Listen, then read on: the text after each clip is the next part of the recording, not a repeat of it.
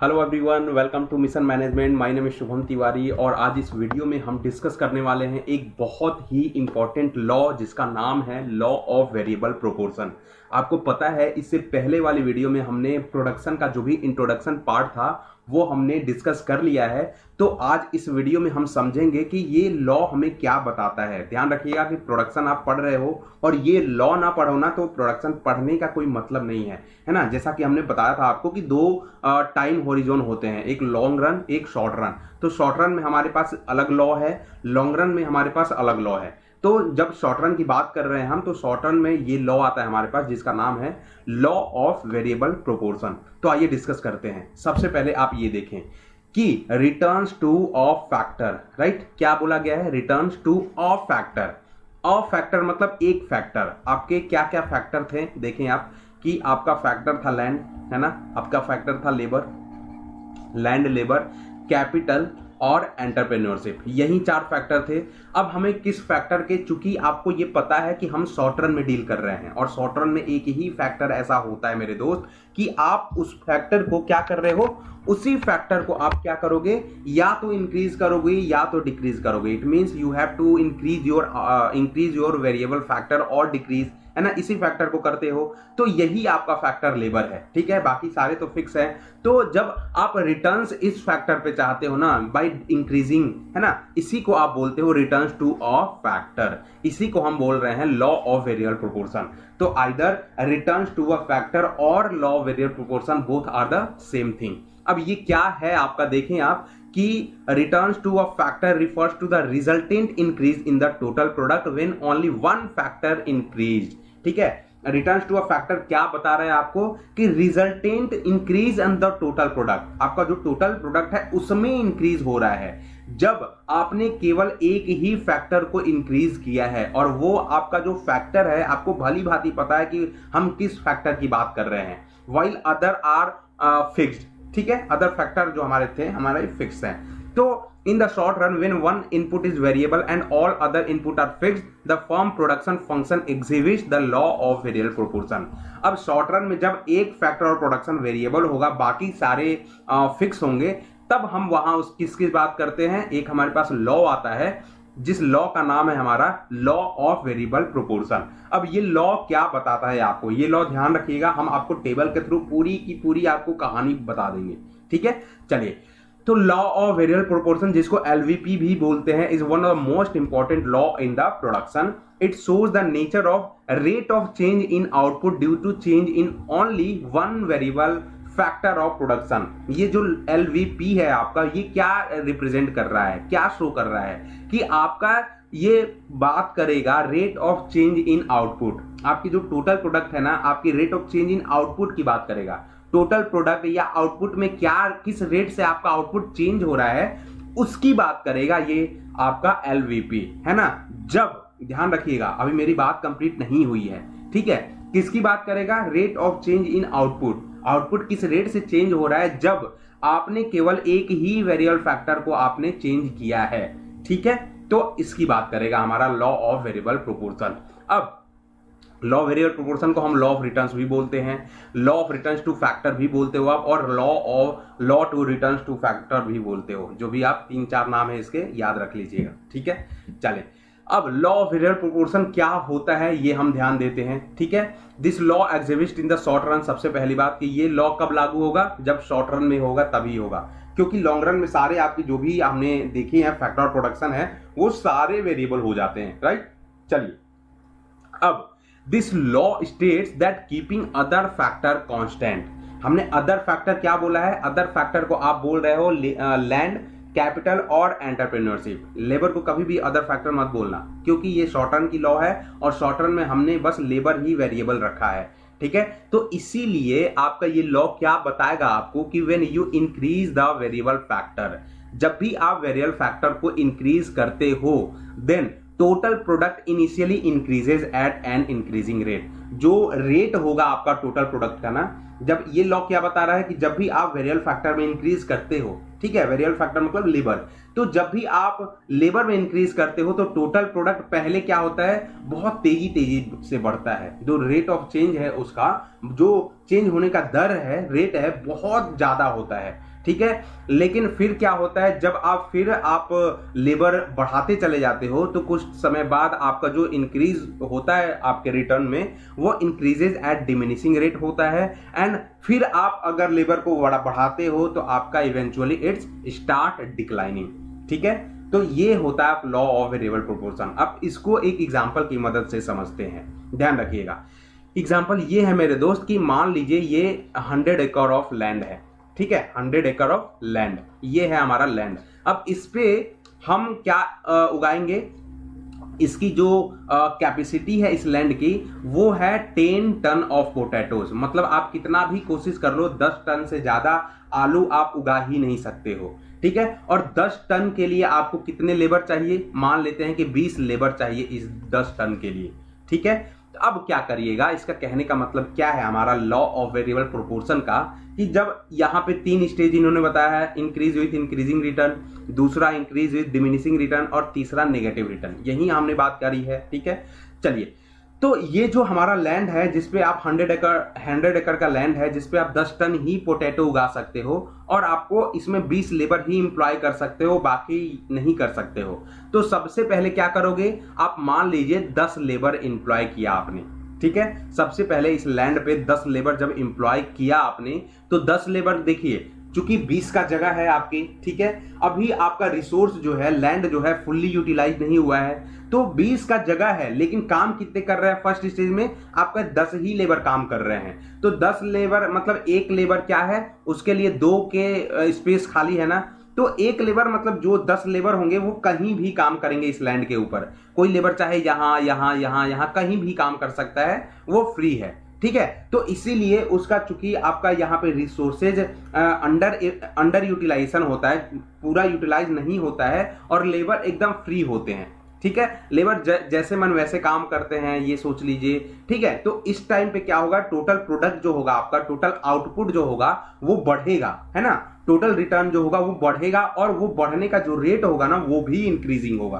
तो first rate में आप याद रखिएगा, फर्स्ट स्टेज में जो आउटपुट होगा ना इंक्रीज विथ इंक्रीजिंग रेट होगा, clear, increase with increasing rate.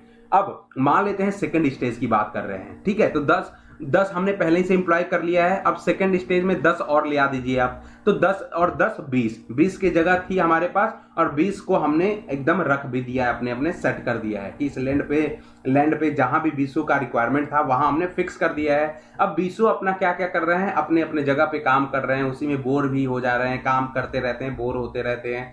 तो जो आपका टोटल प्रोडक्ट होगा ना वो बढ़ेगा जरूर, ध्यान रखिएगा, बढ़ेगा जरूर, लेकिन वो डिमिनिशिंग, जो rate of increasing your output होगा वो गिरता हुआ नजर आएगा। टोटल प्रोडक्ट बढ़ेगा लेकिन रेट उसका कम होगा, टोटल प्रोडक्ट कम नहीं होगा, ध्यान रखिएगा, ठीक है। लेकिन अब आपने क्या किया कि आप और ज्यादा लालच में आके आपने वेरिएबल, जो कि हम वेरिएबल फैक्टर को ही इंक्रीज और डिक्रीज कर सकते हैं, तो आपको वेरिएबल फैक्टर को ही यहाँ पे इंक्रीज करना है। तो वेरिएबल फैक्टर मतलब लेबर, आपने 20 ऑलरेडी को इंप्लॉय कर दिया है, अब मान लीजिए 2 और इंप्लॉय कर लेते हो, ठीक है। तो 20 का जगह था, है ना, 20 का जगह था, लेकिन 2 और आ गए, टोटल कितने लेबर हो गए 22। तो क्या ये 2 लेबर आपके आउटपुट में कंट्रीब्यूट करेंगे, आप बोलोगे ना सर, नहीं सर, पहले ही हमारा जो आउटपुट था वो इंक्रीजिंग था लेकिन डिमिनिशिंग रेट था, लेकिन अब हमारा जो आउटपुट होगा वो डिक्लाइनिंग होगा, डिमिनिशिंग होगा, है ना, गिरने लगेगा। And at the end of the day you have to pay the wages as well. आप इस दोनों लेबर को क्या करेंगे, वेजेस भी आप दोगे, ठीक है। तो यहाँ पे 3 स्टेज हमने इसको एक्सप्लेन कर दिया है, ध्यान रखिएगा, ठीक है। अब इसी चीज को हम थोड़ा एक टेबल की मदद से समझ लेते हैं और उसके बाद हम ग्राफ भी डिस्कस करने वाले हैं, ठीक है। देखिए ये आपका टेबल है, टेबल को ध्यान से देखिएगा एकदम मेरे दोस्त, ठीक है। टेबल आप समझ जाइएगा तो आपको पूरी चीजें समझ में आ जाएगी। ये क्या है हमारा लेबर, सपोज करिए कि हमारे ये मान लेते हैं 10 एकड़ ऑफ लैंड है, ठीक है, लैंड है और इसी लैंड पे हमने लेबर को एम्प्लॉय किया है, ठीक है। लेबर अगर मान लीजिए कोई भी प्रोडक्शन का आपका सवाल हो और यहां आपका लेबर लिखा, लेबर की जगह क्यू लिखा हुआ है ना, क्यू मतलब लेबर ही होता है और लेबर एम्प्लॉयड की बात करते हैं हम, ठीक है। अब यहाँ पे लेबर हमने देख लिया, लेबर कितने हैं 1 से लेके 12 तक, मतलब हमने 12 लेबर को एम्प्लॉय किया है, एक एक करके 12 लेबर तक, ठीक है। आपका टोटल प्रोडक्ट है, आपका टोटल प्रोडक्ट या total physical product, similarly average product है और सिमिलरली आपका मार्जिनल प्रोडक्ट भी है, ठीक है, अब देखिए क्या क्या हम रेट ऑफ चेंज की बात कर रहे हैं, रेट ऑफ चेंज की ही बात करनी है हमने एलवीपी में। ठीक है, जब हमने एक लेबर को एम्प्लॉय किया है यहां पे, तो हमारा जो एक पहला लेबर है ना, वो टोटल प्रोडक्ट में कितना इजाफा दे रहा है, 8 का। मतलब हम ये बोल सकते हैं कि जो पहले लेबर आने से टोटल प्रोडक्ट जो हमारा है वो 8 का हो गया, 8 यूनिट ऑफ हमारी जो भी है वो बना दिया। जैसे शूज की बात कर लेते हैं, ठीक है, तो 8 यूनिट ऑफ या 8 पेयर ऑफ शूज हमारा पहला लेबर बनाया। तो आप एपी जब निकालिएगा तो एपी क्या होता है, टीपी अपॉन क्यू होता है कि नहीं। तो क्या टीपी कितना था, 8/1, ये 8 हो गया कि नहीं। तो आपका एपी यहां पे 8 हो गया। ठीक है, अब एमपी कैसे निकालते हो, एमपी अभी कल ही क्लास में पढ़ा था, टीपीएन माइनस टीपीएन माइनस 1, ऐसे ही निकालते हो करके। ठीक है, तो 8 माइनस ऊपर क्या होगा, ऊपर तो कुछ नहीं है, 8 माइनस 0 करिए, 8 आ गया। तो आप ये पहली इंपॉर्टेंट बात कि आपका जो फर्स्ट लेबर है वहां फर्स्ट लेबर पे आपका टीपी, एपी और एमपी तीनों बराबर होते हैं। अब खेल शुरू होता है हमारे सेकंड लेबर से। जब सेकंड लेबर आपने इंट्रोड्यूस किया अपने उस लैंड में, है ना, तो आपका जो टोटल प्रोडक्ट है, जो आउटपुट है, बढ़ के 18 हो गया। पहले 8 था, दूसरे के आने से 18 हो गया। तो मार्जिनल प्रोडक्ट निकालिएगा, तो मार्जिनल प्रोडक्ट निकाल के आप कैसे निकालिएगा, है ना, 18 माइनस 8 मतलब 10। तो ये बोल सकते हो कि जो दूसरा लेबर आया था ना, उसने 10 यूनिट ऑफ शूज बनाया। अकेले उसने पहला यूनिट 8 बनाया था, दूसरा अकेले ने क्या बनाया था, 10 बनाया था। और हमने क्या बोला था कि the summation of marginal product is equal to total product. अब दोनों को ये जोड़ लीजिए अगर, 10 और 8, ये क्या निकल के आता है, 18। ठीक है, 18 हो गया। अब एपी कैसे निकालिएगा, टीपी अपॉन क्यू, तो 18/2 करिएगा, 9 आएगा। क्लियर, तो आप ये दूसरा यूनिट हमारा चेक कर लिया आपने। अब तीसरे यूनिट जब आपने एम्प्लॉय किया लेबर को, तो हमारा जो टोटल प्रोडक्ट है वो 30 बढ़ के हो गया, है ना, और 30 माइनस 18 करिएगा आपका 12। मतलब तीसरा जो हमारा लेबर आ रहा है उन्होंने अकेले अपने 12 यूनिट ऑफ शूज आपने बना दिया है। तो जब हमने एवरेज प्रोडक्ट निकाला, ये आपको निकल के आ गया 10। क्यों 10, 30/3, है ना, एपी अपॉन क्यू। क्लियर, चलिए अब चौथा जब लेबर हमने इंट्रोड्यूस किया, वो हमारे जो टीपी है वो बढ़ा के 48 कर दिया, 48 कर दिया, है ना। अभी तक चीजें बढ़ रही हैं, ध्यान रखिएगा। और चौथे को ही हमने, चौथा जो नंबर है हमारा 4, 48, 12 और 18, उसको हमने रेड में लिखा है। रेड में क्यों लिखा है अभी आपको समझ में आ जाएगा। क्लियर, चलिए अब यहां पे जो चौथा नंबर है ना मेरे दोस्त, चौथा नंबर हमने जब लेबर को इंट्रोड्यूस किया तो टीपी आपका भले बढ़ के 48 हो गया, और 48 माइनस 30 करिएगा तो वो जो पर्टिकुलर फोर्थ लेबर आया था अकेले उसने क्या किया, 18 जूते बना लिए। ठीक है, एपी आपने निकाला, एपी अभी भी बढ़ रहा है आपका, 10 से 12 हो गया, 48/4 मतलब 12। क्लियर, अब यहां से देखिए खेल स्टार्ट होगा एक बहुत ही अच्छा, ये जो कंसेप्ट है वही आपको समझा रहा हूं। जब आपने लेबर, पांचवें लेबर को इंट्रोड्यूस किया तो टोटल प्रोडक्ट आपका बढ़ा है। ठीक है, टोटल प्रोडक्ट तो आपके हमेशा बढ़ेगा। क्लियर, टोटल प्रोडक्ट आपका बढ़ा है, 65 हो गया है, और एवरेज प्रोडक्ट जो आपने निकालिएगा 65/5 इक्वल टू 13 आपका एवरेज प्रोडक्ट भी हो गया। लेकिन 65 माइनस 48 किया ना आपने, तो आपका जो मार्जिनल प्रोडक्ट है वो 17 हो गया। इट मींस कि जो हमारा 5th यूनिट ऑफ लेबर है उसने 17 जूते बनाए, 17 जूते बनाए। तो ये 18 से मेरे दोस्त क्या हो गया, 17। तो इसी पॉइंट को, है ना, 4 के बाद क्या हो रहा है, हमारी जो मार्जिनल पॉइंट है, मार्जिनल प्रोडक्ट है, वो उसका स्लोप धीरे धीरे चेंज होने लगेगा। ध्यान रखिएगा, ये जो पॉइंट है, ये आप ग्राफ देखिए एक बार, ये जो पॉइंट है, इस पर्टिकुलर पॉइंट के बाद यहां पे आपका जो मार्जिनल प्रोडक्ट है वो ज्यादा है, सबसे मैक्सिमम है, 18 वाला पार्ट है ये। ठीक है, ये 18 वाला पार्ट सबसे मैक्सिमम है, और इस पॉइंट के बाद जो आपका मार्जिनल प्रोडक्ट है ना वो गिरने लगेगा। ठीक है, गिरने लगेगा, और यहां पे आप एक परपेंडिकुलर खींचिएगा टोटल प्रोडक्ट के कर्व से, तो यही कहलाएगा आपका पॉइंट ऑफ इन्फ्लेक्शन, है ना, point of inflection. Point of inflection is that particular point where huge changes start beyond, है ना। इसके बाद से हमें चेंजेस देखने को मिलेंगे। ठीक है, चेंजेस कैसे, in the terms of TP, in terms of MP.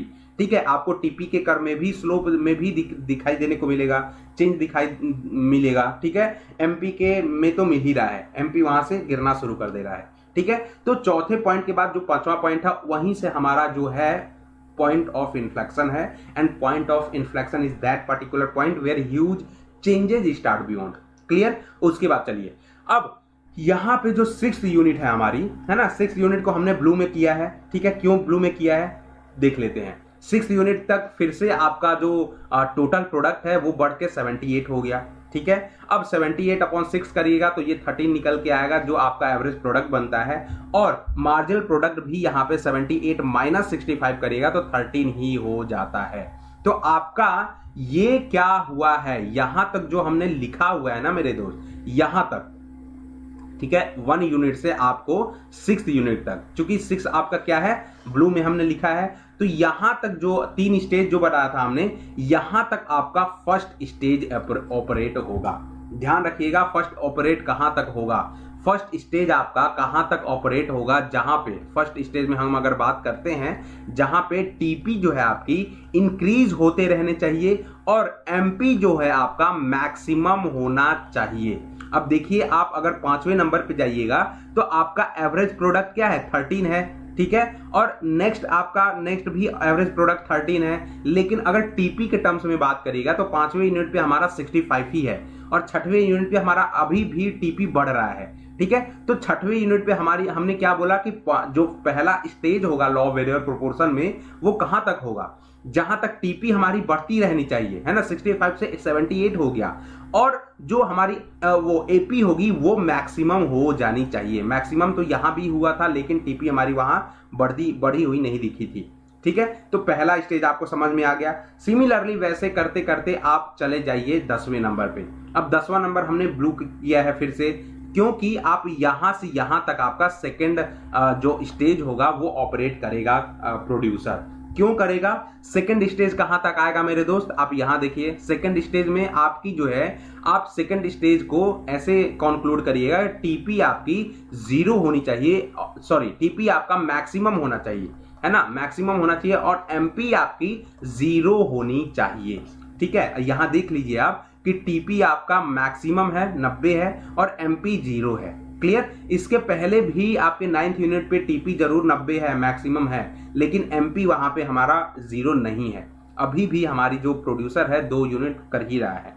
Clear, चलिए, तो 10 तक आपने समझ लिया। 10th यूनिट तक हमारी सेकंड बेस्ट स्टेज होगी। ठीक है, सेकंड स्टेज तक हमारी जो सेकंड स्टेज कहलाएगा वो कहां तक कहलाएगा, जो आपकी टीपी मैक्सिमम होगी और एमपी 0 होगी। बाकी तो अगर लेबर आपने इंट्रोड्यूस किया है, ठीक है, बाकी आपने अगर लेबर इंट्रोड्यूस किया है तो आप समझ जाइए कि अगर 11 नंबर करिएगा, 11 को एम्प्लॉय करिएगा।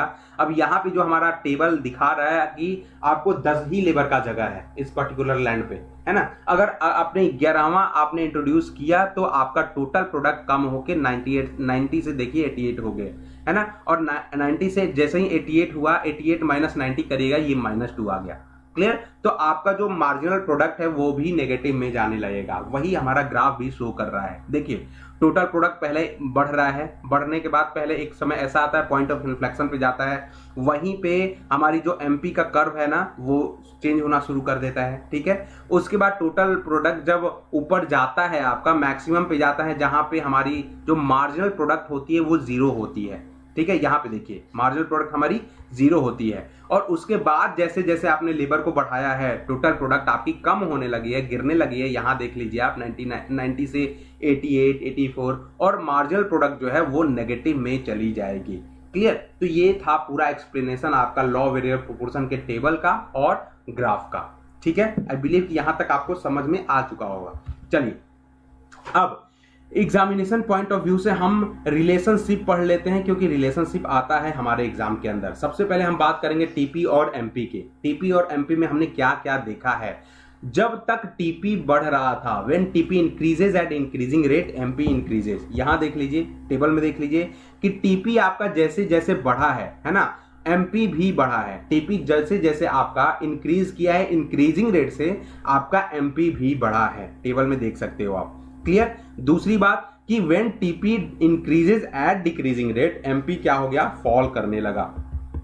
ठीक है, एमपी हमारा फॉल करने लगा। अब यहां के बाद 4 के बाद अगर 5वें पॉइंट पे देखिएगा आप, तो 5वें में हमारा टीपी बढ़ तो रहा है लेकिन डिक्रीजिंग रेट से, तो ये भी जो एमपी है हमारा 18 से 17 हो गया, 17 से 13 हो गया। ठीक है, ये आपने देख लिया। यही हमने बोला है when TP increases at decreasing rate MP falls. अब यहाँ पे देखिए व्हेन टीपी मैक्सिमम एमपी 0, आपका टीपी यहाँ पे मैक्सिमम था, एपी आपने एमपी यहाँ पे 0 कर दिया है। क्लियर, ये टीपी था हमारा, ये एमपी था, ठीक है। और टीपी जैसे ही फॉल करना स्टार्ट करता है आपका एमपी जो है नेगेटिव में चला जाता है, ठीक है। तो ये रिलेशनशिप आपके टीपी और एमपी के बीच हमने फाइंड किया है। क्लियर।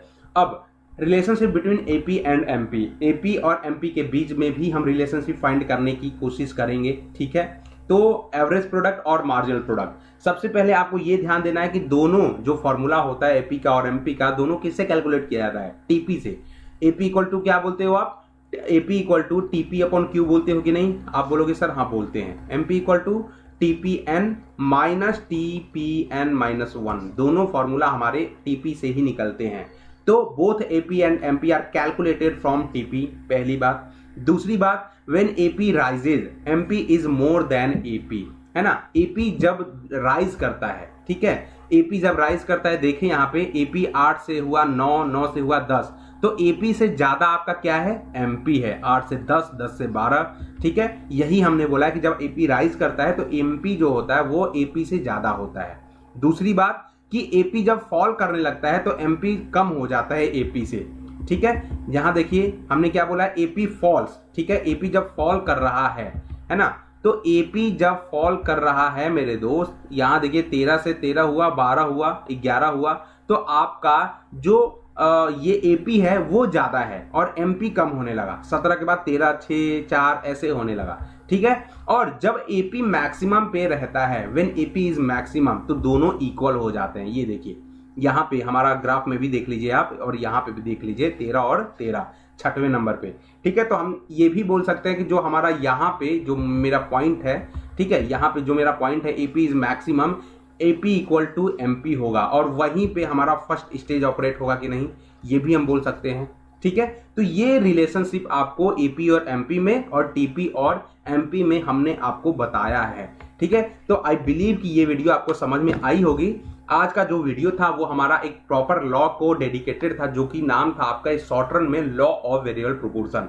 तो आई बिलीव कि आपको पसंद आई होगी वीडियो। पसंद आए तो प्लीज कमेंट करिएगा कि सर मजा आ गया, है ना, और लाइक करिएगा वीडियो को और अपने दोस्तों में शेयर भी करिएगा, ये आपसे रिक्वेस्ट है, ठीक है। Thank you very much.